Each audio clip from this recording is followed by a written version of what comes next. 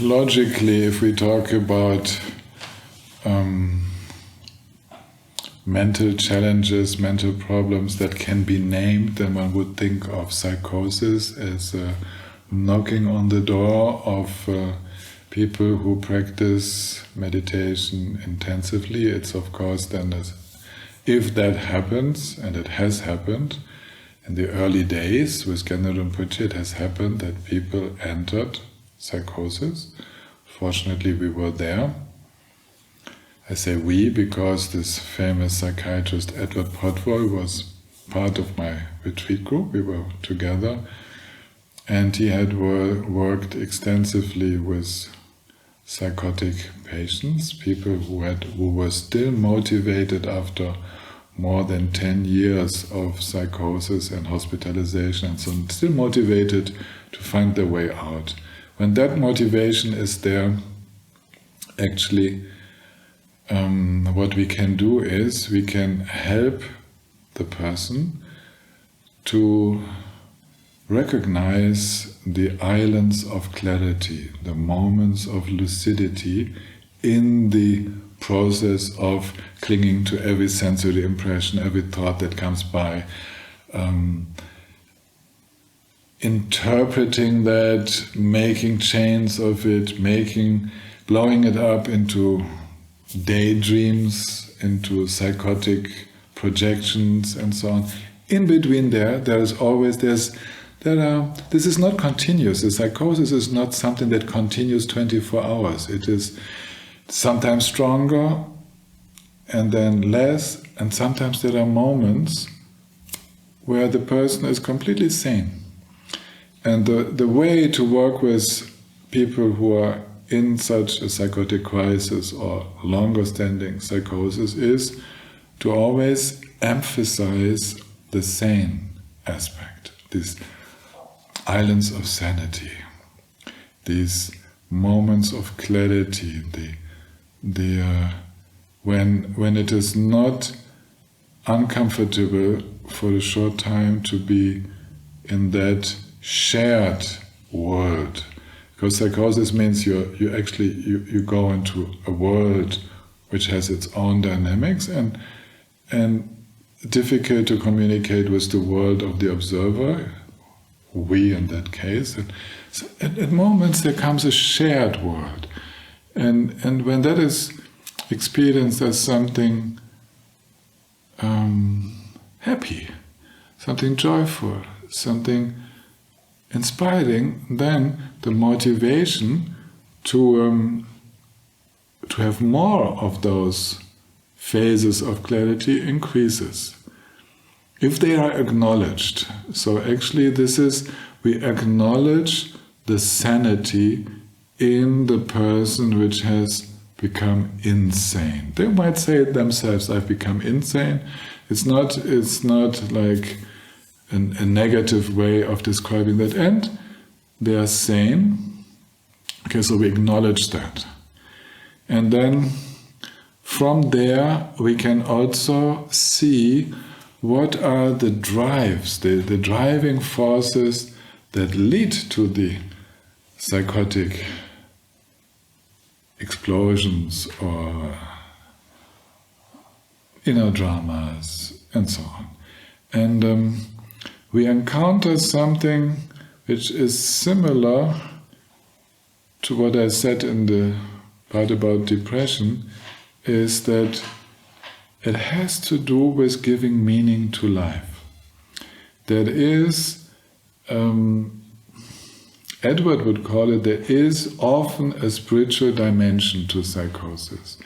That is a message there. It is not by chance what kind of psychosis a person develops. That if we have a megalomaniac mania, a megalomaniac psychosis, this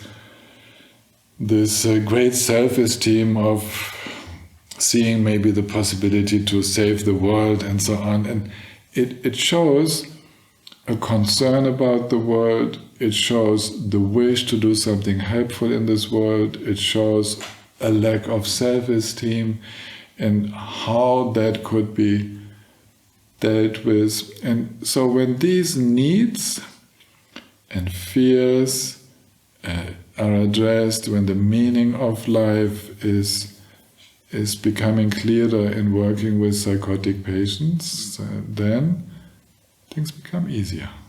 And I have indeed accompanied quite a few, also before doing these retreats and afterwards.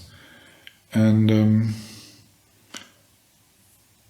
I have lost all fear of psychosis. Of course, it's dreadful to witness that, but it is curable. It is definitely not the end of the road. And even people who have had tens of them, 10, 20, 30, 40 episodes and long-standing medication, if they are motivated, there is a way out. And this is due to the fact, due to the certainty, that the deepest levels of our mind, what we call the nature of mind, is not touched by the psychosis. The deepest aspect of who we are, you may call it the true self, you may call it Buddha nature, the nature of Christ in each one of us. This is not damaged by psychosis. So the special additional aspect of helping people go through this is to connect with that deepest layer in them. And psychosis, there's so many different kinds of psychosis, but if I generalize, then psychosis is a cry for attention to that deepest level of being. So it's actually a call for help, it's a form of a desperate attempt to find solutions, and we can help to find better solutions for that call. Actually, they are not crazy. Actually, psychotic people, they're not psychotic. They're actually just in a desperate state of trying to make sense of their life. And we need to respond to that. So we need to be sensible. Our interaction should be addressing those needs and not neglecting them, not just pouring in medication so that they are numbed out. That won't help. It is almost suffocating, you can say. So the working with psychosis and with depression both depend to some extent to reduce medication to a point which is reasonable, not dangerous, so that we are not risking a relapse, but that mind becomes increasingly workable. The reduction of medication in psychosis has to be equalized by an increase of social capacities, of capacities to deal with one's own mind. If you decrease medication without the corresponding increase in the capacity to deal with the speed of mind, the thinking processes, the emotion processes, the person is bound to have a relapse, is bound to be helpless again. So that's the delicate work. As you decrease that artificial help, the inner help, the capacity to manage difficult situations, has to increase at the same time.